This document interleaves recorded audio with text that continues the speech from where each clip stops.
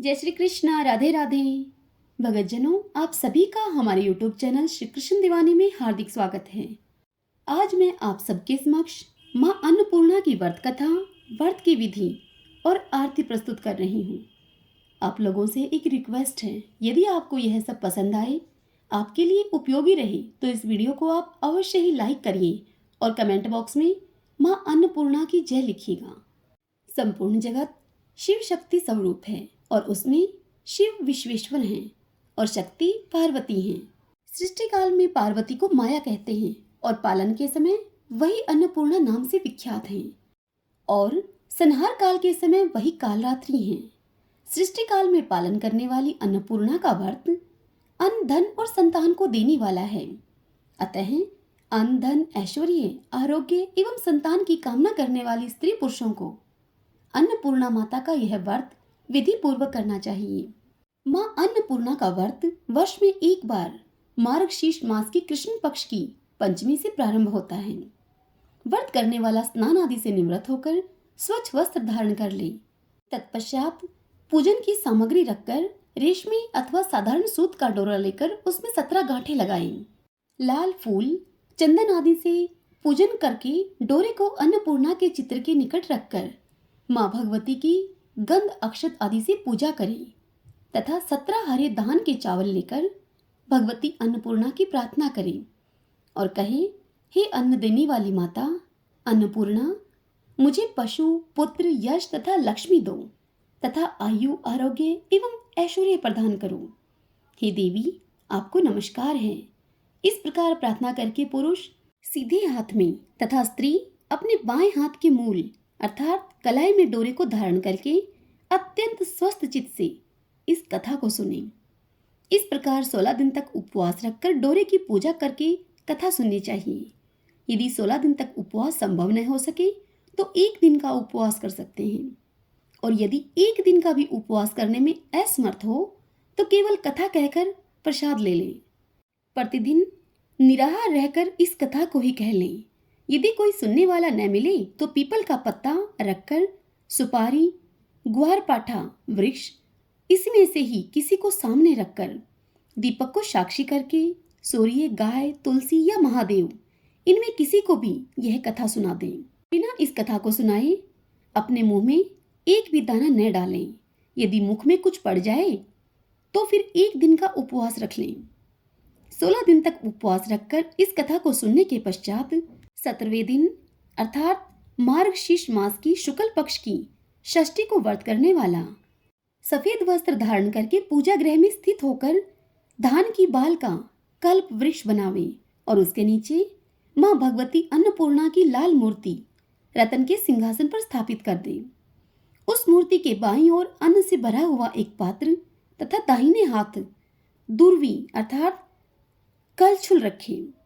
धूप, दीप, नैवेद्य, सिंदूर, फल आदि भगवती अन्नपूर्णा माता को समर्पित करें। भगवती की प्रदक्षिणा करके साष्टांग उनको प्रणाम करें। अपने हाथ के डोरे को निकालकर भगवती के चरणों में रखकर उनसे प्रार्थना करें और कहें, हे माँ, संपूर्ण संपत्ति को प्रदान करने वाली, यह डोरा जिसे मैंने धारण किया था उसका व्यर्थ हो गया। हे माँ, इस डोरे को तुम अब ग्रहण करो।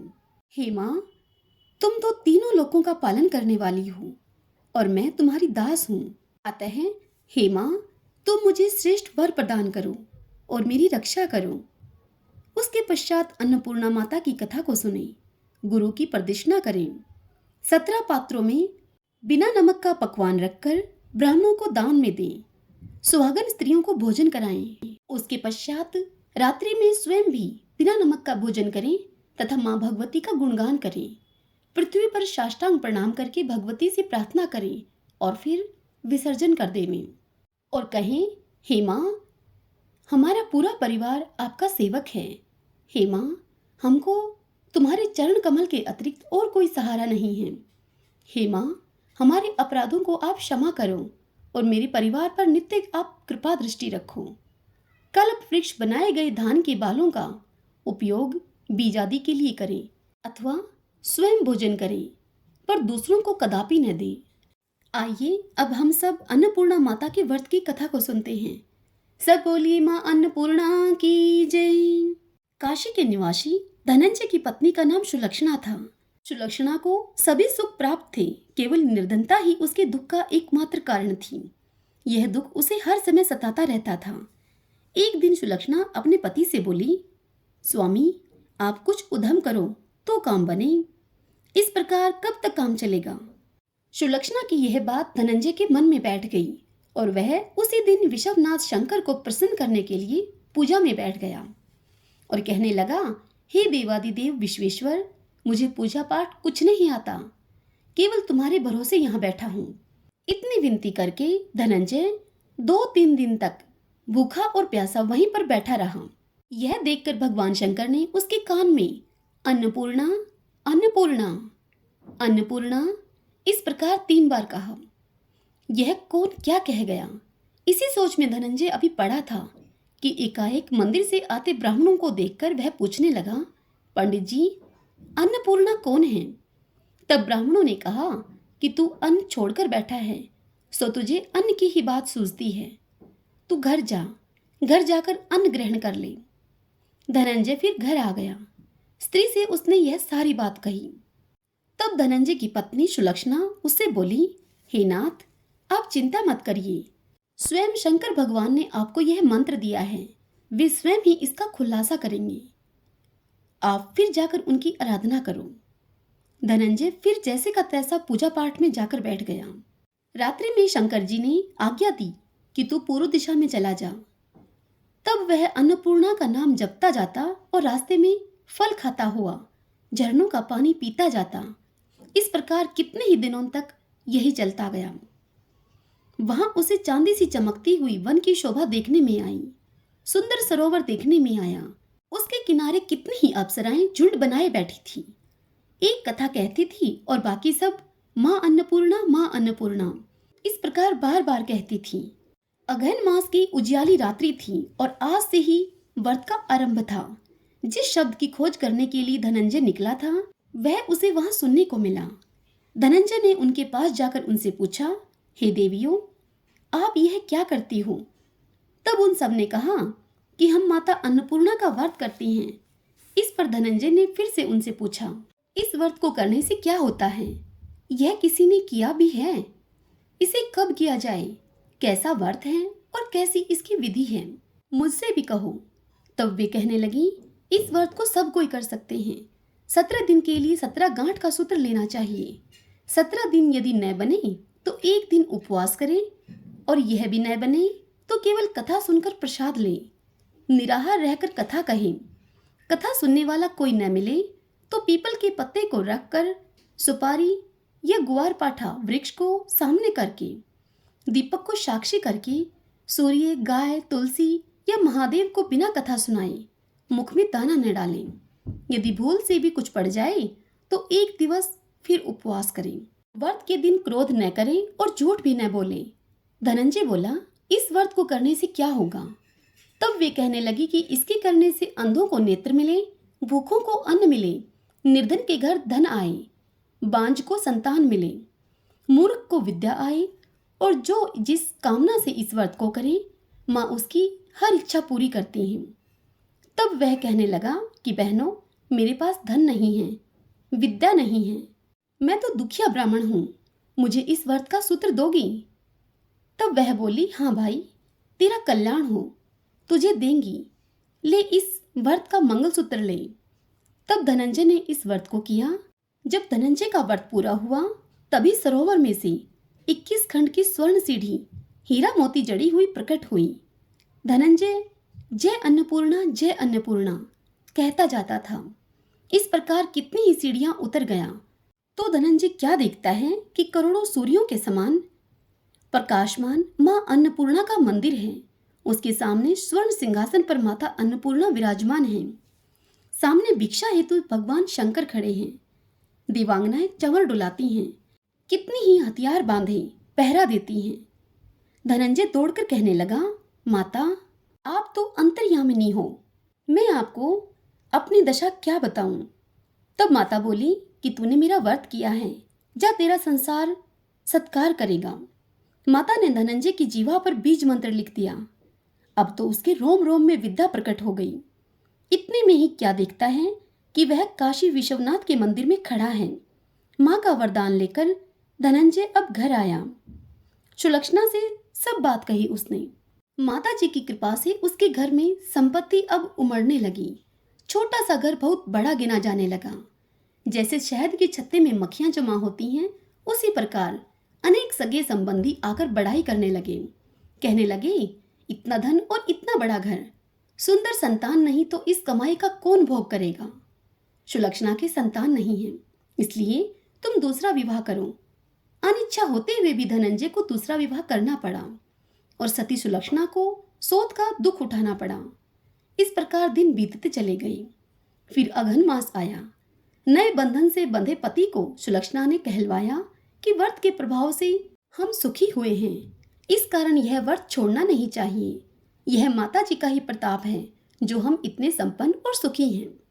सुलक्षणा की इस बात को सुनकर धनंजय उसके यहाँ आया और व्रत में बैठ गया। नई बहू को इस व्रत की खबर नहीं थी। वह धनंजय के आने की राह देखती रही। दिन बीतते गए और व्रत पूर्ण होने में 3 दिवस बाकी थे कि नई बहू को खबर पड़ी। उसके मन में तो ईर्ष्या की ज्वाला दहक रही थी। सुलक्षणा के घर में वह आ पहुंची और झगड़ा मचा दिया। वह धनंजय को अपने साथ ले गई। नए घर में धनंजय को थोड़ी देर के लिए निद्रा ने आ दबाया। इसी समय नई बहू ने उसका व्रत का सूत्र तोड़कर आग में झोंक दिया। अब तो माता जी का कोप जाग गया। घर में अकस्मात आग लग गई। सब कुछ जलकर खाक हो गया। सुलक्षणा सब समझ गई कि यह क्यों हुआ है और फिर सुलक्षणा पति को फिर से अपने घर में ले आई। नई बहू रूठकर पिता के घर जा बैठी। संसार में 2 जीव थे, उनमें से एक ही रह गया। पति को परमेश्वर मानने वाली सुलक्षणा बोली, हे नाथ, आप घबराना नहीं। माता जी की कला अलौकिक है। पुत्र कुपुत्र हो जाता है पर माता कुमाता नहीं होती। अब आप श्रद्धा और भक्ति पूर्वक आराधना शुरू करो, वे जरूर हमारा कल्याण करेंगी। धनंजय फिर माता के पीछे पड़ गया। फिर वही सरोवर सीढ़ी प्रकट हुई। उसमें धनंजय अन्नपूर्णा माँ इस प्रकार कहता हुआ उतर चला। वहां जाकर माता जी के चरणों में रुदन करने लगा।